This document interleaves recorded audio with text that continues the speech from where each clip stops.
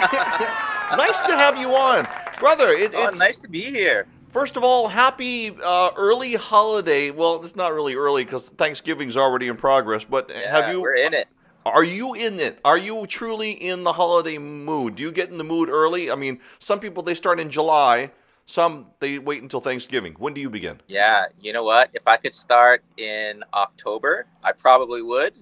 And I think the official one is day after Thanksgiving is when we start getting Christmas tree and just get it going, get the eggnog and but I'm always pretty joyful and love Christmas and the holidays and everything just to spread some cheer, right? To Nice. everyone. How is the wife doing? How is family doing? Family, we're doing okay. Yeah, all my kids are in school, back in school, figuring out this whole process of what that looks like nowadays. And my wife is doing great. We're still doing a lot of music together and playing with the family. I just did a few. We just played at the Hawaii Theater last week with John Cruz, and so all the crews, Ohana, Garza. We just always try to get together whenever we can and make melodies together, melodies and memories. Let's talk about the early days of music for you. Yeah. When did you start musically? What was the first song that you sang as a child? Do you even remember? Yeah, you know what?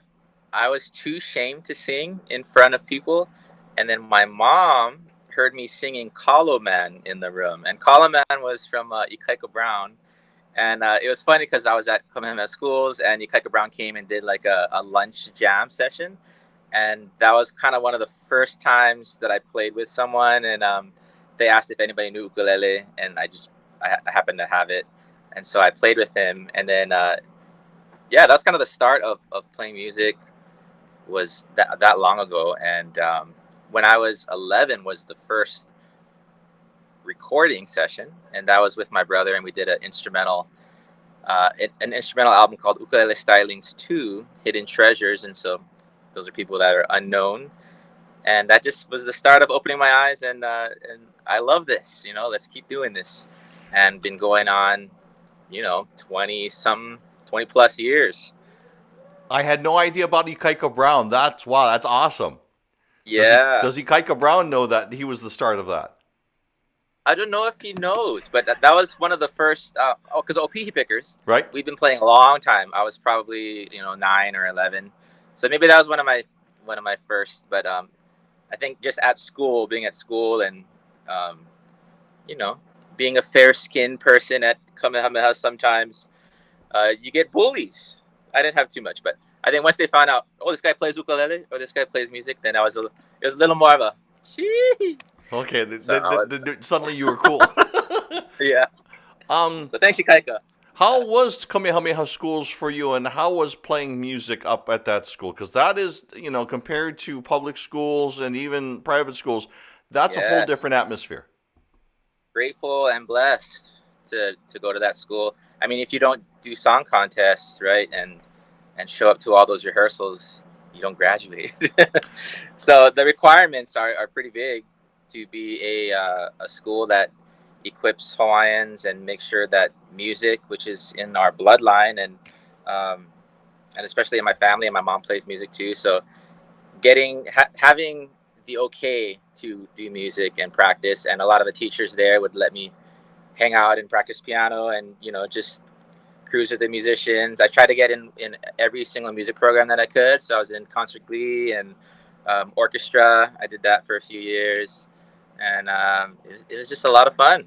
Yeah, I got to play a lot of music in school, and we even had a little school band that we did brown bags. And anyway, it was great. I love schools that um, help equip the creatives and help them grow and develop and take the time to really work with those who are just starting off. So, mahalo, kamehameha.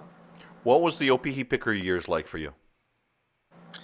Oh, it was fun. It was kind of what I only knew because we started young. Seventh grade was, yeah, sixth grade was our first album, Fresh Off the Rocks, which not a lot of people know about that one. Right. And then after we recorded Beginnings, which was in 2001, and that's when it had Old Fashioned Touch and Victim and some of the other songs that the Opihi Pickers are known from. And that was kind of our start. That was our new beginning that we had.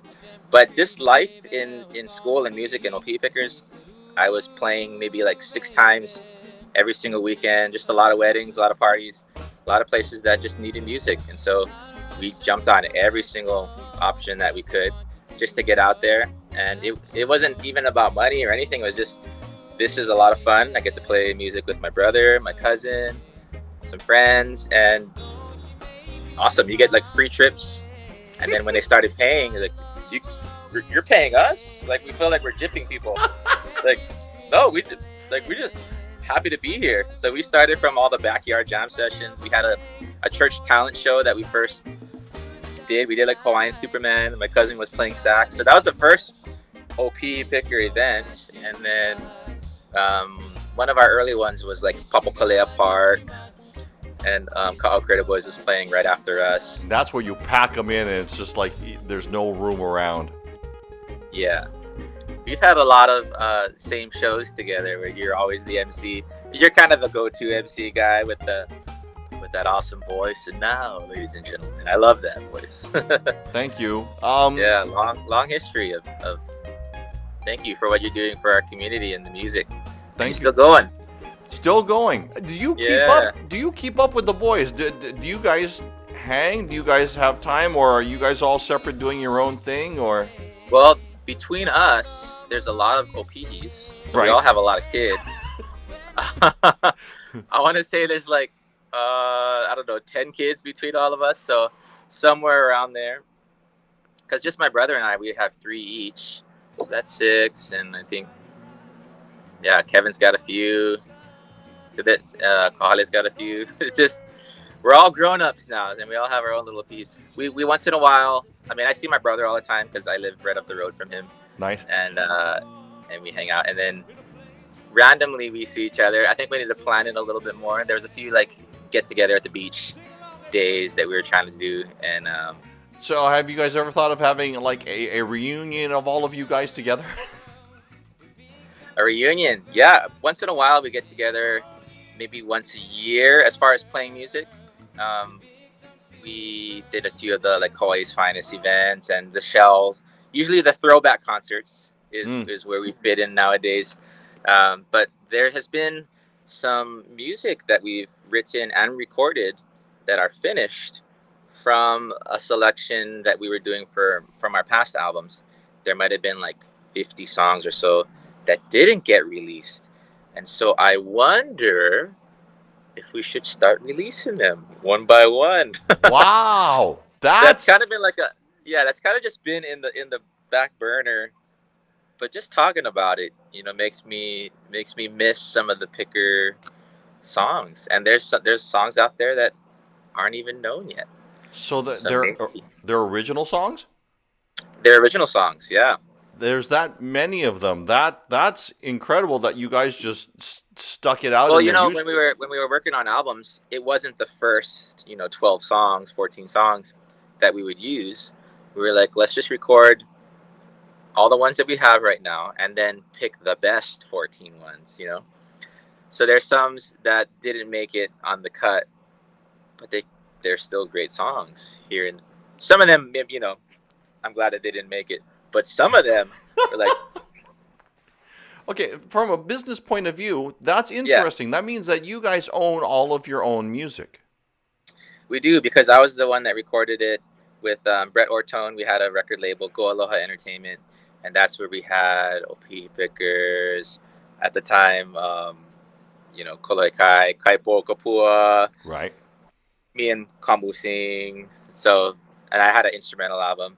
But we're just making music, and so Brett handled a lot of the business side, and we had a lot of collaborations on the Opihi Pickers album, and so that's it's our jams, our music. Let's talk about you and your work. I mean, as an award-winning engineer, is there a lot of work? How is the Hawaii industry doing from your point of view? Well, the beautiful thing is with music and the creatives, people are still writing songs. There's still music to be made, and with budgets right now and no gigs, it's been hard on a lot of our musicians and a lot of our creatives that we love to hear new music from. So we're just kind of making it happen and understanding the times that we're in right now. But also the beauty of these live streams, I think through all this darkness that's happening around us, we could still be the light and work on getting music to people who might feel lonely or depressed or at home alone. Like, no, let's still use the joy of music and bring it to others. So I'm always in that state of, no, let's just keep making music, and then whatever works for you right now, but just to make sure that it's not, we don't want it to be a dying thing, which isn't, I don't think it's ever going to be.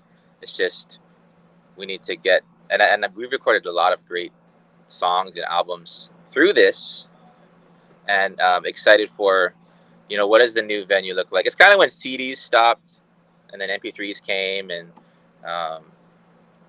you probably money wise would make more from CDs, but then the reach that you can get nowadays, and Instagram and social media, and album, if you buy an album from iTunes compared to, like, there's no distributor in the middle, so there's still some great things for artists, and there's still lucrative ways to make it work. But I just tell people, make it the best that you can, and if it needs to get out there, it'll get out there. And you never even know, because it's not like, okay, you can say this is a hit, I'm gonna make a hit, but most of the time I'm like, this is exactly where this song needs to be, and if once it gets in the right ears, in the right hands, then it's awesome. It's like a painter. That's kind of how I think of music. Is if you paint an awesome picture, you hang it up, you just let it appreciate. Sometimes it might take a while. Sometimes it might take a few months, a few years, and then all of a sudden someone just grabs it, and it's like, this is beautiful. Is there more from this person? So just keep making music. Keep painting those pictures of art. I do want to say mahalo to the Hawaii music community, because when this pandemic came down, I mean, all of you stepped up. You were streaming, you were making music, people were commenting, Right. oh, this is so good, oh, this is what I needed. And with things the way they are now, it's needed more than ever. So, brah, thank you so much for stepping up at that time. Yeah, and when things start to open back up again, people are going to crave it. There's going to be all these sold out concerts. Like, I just need music again, and live music. It's awesome. I need like music. food. I need to have beverages and drink and food with people, or just with Yeah. strangers. Yeah, You want to meet strangers. right. Your Get that bubble's aloha good. spirit back. Yeah. Yeah. You're now in front on the spotlight again, because you've got a new group, Zeo Worship, I believe, and you got people that you're singing with. I know who they are, but tell everybody about this new group. Yeah, so we've been friends. We're called Zeo Worship. That's actually my wife, Tiffany, and then Tiffany Thurston. So there's two Tiffany's in the band, and Kamu. So just best friends. We all know each other individually from other walks of life, but we've all been leading worship at our church for a long, long time. And we've always been doing music for, I want to say 20 years or so together, just like, side little backyard parties. And what we wanted to do was continue to equip a lot of the churches and bring back Olelo Hawaii into the songs that we sing every single week. And there's just new life when the Olelo happens. And just for people to just brush up more and like, okay, instead of just singing it like this, let's sing it this way. And it's just more powerful, just us being Hawaiians. And most of us, three of us, are Kamehameha students as well. But we just had we were doing a conference recently, and we're like, yeah, let's throw some Hawaiian in there. So we checked it, made sure that it was the mana'o and the ho'olelo was maika inloa. And we started singing it and throwing Hawaiian songs, Hawaiian lyrics in there. Kind of with a modern, it's kind of like a Johnny Swim meets Pentatonics meets like Mariah Carey meets R&B. And we have so many styles between us. And we love it. And then we also had a good friend, Richie Pena, and he is playing drums on it. But he's Babyface's musical director. He plays with Tony Braxton and like Tori Kelly. So he's kind of all over the map. He's up in Nashville. Sent the tunes to him, had him play some drums on it. And so we just came out with a Christmas EP, and there's about, let me see how many songs are on there. This project we did it in a week.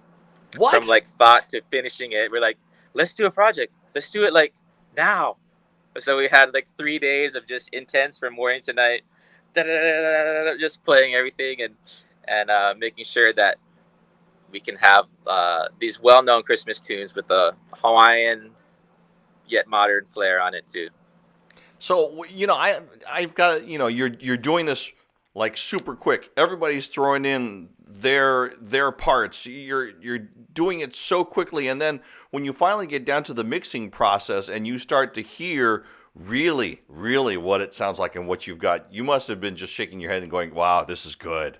Yeah, and actually, when just those chicken skin moments, we want to always pay attention to those and be like, just in anything, whenever that vocal take that you did, chicken skin. So all those moments, we want to make sure that we capture that, and that as listeners are listening to that they feel that through the music. And so this is our second album that we have. We did a release recently as well called Ho'onani, and that has 6 songs on there. So yeah, if you get a chance, check out Zeo Worship. We also have an Instagram at zeo.worship. And Zeo means to bubble over in joy, to have a fervent love for others. And so we pray that as you hear these songs, that you feel loved. That's awesome. Okay, so that's available on all digital platforms right now. All digital platforms, yes.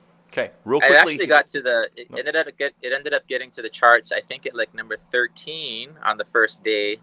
So it was being purchased. Mahalo everybody. What was the genre what was the chart that came up on? That was in Christian music.